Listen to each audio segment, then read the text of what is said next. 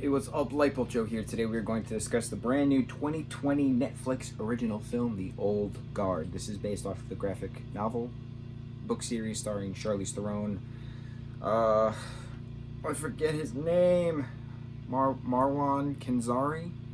He plays Jafar in the 2017's Aladdin. He's an awesome actor. There's a slew of other people in this. So I didn't know anything about this movie. I didn't watch a trailer for this movie. I watched a comedy before I watched this movie, so my mind was not in a dramatic action film going into this. So the first third of the movie, I was like annoyed just because I wasn't in that mindset, and then eventually it picked up, and I was like, "Oh shit, this is awesome." So it's about these groups. It's about this group of immortals who don't know why they exist and who don't know why they can't die, but they've lived through millennia, and this new girl who is named Nile, an American Marine, is killed in action. She awakens all of them because immortals all have like a Psylink, basically. So they all dreamt of her and she dreamt of them, and they eventually got together.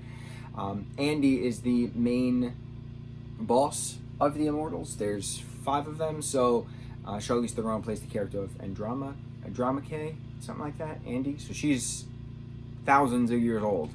She had a group of immortals previously, but at some point an immortal can die without anyone knowing why.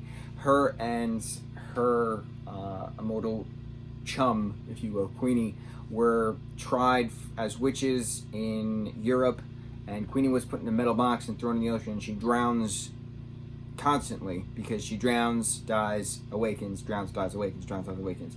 And Annie could never find her, and she kind of gave up on her, leaving the whole mentality of no man left behind, because they're all, you know, from fighting warriors.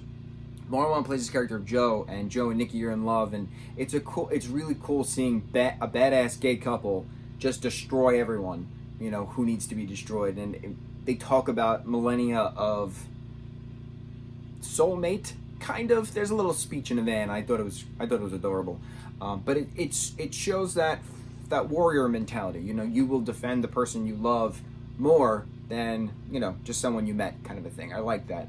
They did that all the time within Greek armies, Macedonian armies back in the day. What's going on with my throat?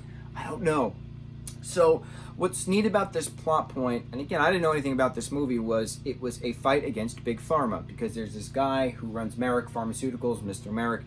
He wants to capture the immortals, dissect them, do experiments, so that way he can cure diseases and make billions and trillions of dollars off of them. But the plan goes wrong because he's eventually killed by the battle axe that Andy has, you know, lost, but then refound, because there's another guy who's helping them.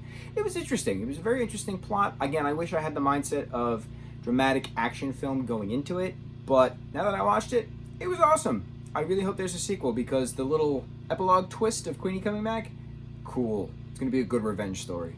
Yeah, good times. Mucho mahalo.